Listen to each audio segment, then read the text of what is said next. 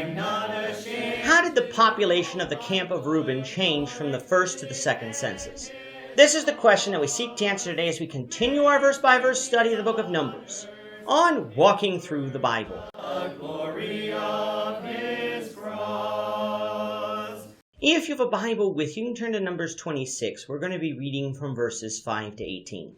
If you don't have a Bible, don't worry. Just follow along with us on the screen. The version that we'll be reading from is the New King James Version. So, Numbers 26, beginning at verse 5. Reuben was the firstborn of Israel. The children of Reuben were of Hanok, the family of the Hanokites, of Palu, the family of the Paluites, of Hezron, the family of the Hezronites, of Carmi, the family of the Carmites. These are the families of the Reubenites. Those who were numbered of them were 43,730.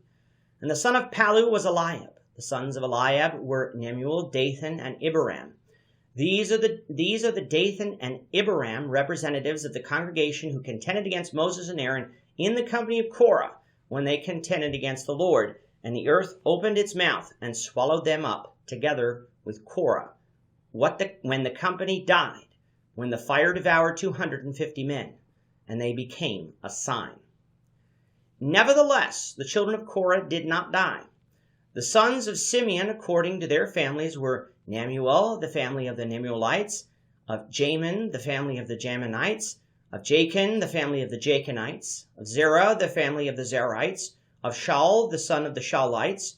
These are the families of the Simeonites, 22,200. The sons of Gad, according to their families, were Zephon, the family of the Zephonites, of Haggai, the family of the Haggites, of Shunai, the family of the Shunites, of Ozni, the family of the Oznites, of Eri, the family of the Erites, of Arod, the family of the Arodites, of Areli, the family of the Arelites. These are the families of the sons of Gad, according to those who were numbered of them, 40,500. Like with a couple of the chapters near the beginning of this book, chapter 26 is one that a lot of people like to skip because it contains a lot of names that are harder to pronounce. But by doing so, we can miss some important points that can help us with our future studies of the Old Testament, or as is the case here, we can miss some of the toll that the 40 years of wandering had on some of the tribes of Israel and possible reasons for that toll. This time when we go through the census, we're not going to focus on the names that much, though we will do so when the text does so.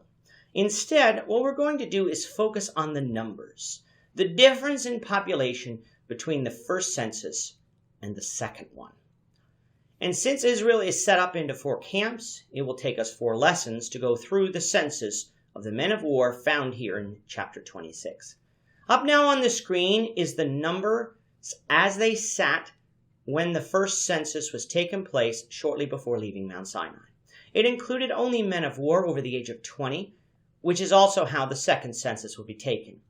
The total number of men of war stood at 603,550 men, with the camp of Judah being the largest, followed by the camp of Dan, followed by the camp of Reuben, and then finally the camp of Ephraim. If things were going well in Israel, in other words, if God was blessing them like he blessed them in Egypt, we would expect that the number of 603,550 men of war would increase substantially. But as we will see, that is not what we're going to find. In this lesson, we're going to focus on the camp of Reuben. The camp of Reuben in the first census totaled 151,450 men of war, with the tribe of Reuben totaling 46,500 men, the tribe of Simeon totaling 59,300 men, and the tribe of Gad totaling 45,650 men. What were the numbers after the second census? For the tribe of Reuben, the total men of war were 43,730, a decrease of 2,770 men, representing a 6% decrease. For the tribe of Simeon, the total number of men of war were 22,200, a decrease of 37,100 men, representing a 63% decrease. And for the tribe of Gad, the total number of men of war were 40,500, a decrease of 5,150 men, representing an 11% decrease. That meant that the total numbers of the camp of Reuben now stood at 106,430, representing about a 30% decrease. What could account for such a decrease?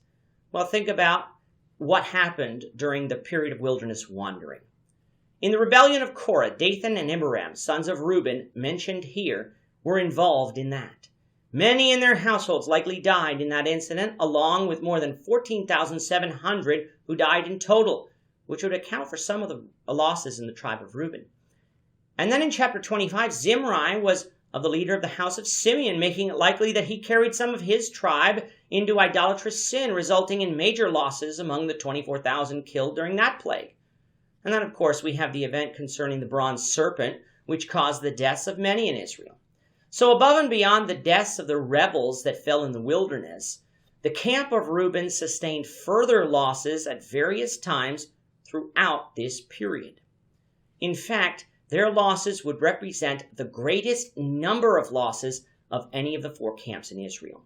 That Simeon went from the third largest tribe in Israel before the wilderness wandering to the smallest of all the tribes after, even smaller than the tribe of Levi, helps explain how come his inheritance would be so small and how Jacob's prophecy from Genesis 49 verse 7 would eventually be fulfilled, which said that Simeon would be scattered in Israel.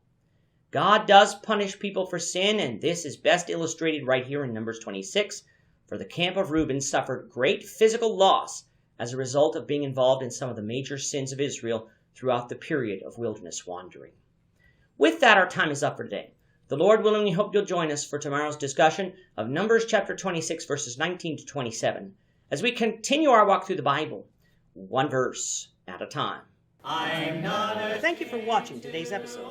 We hope that you found it edifying and ask that you not only subscribe to our channel and podcast, but that you like and share this episode among your friends so that the saving gospel of Jesus Christ can go out to the whole world.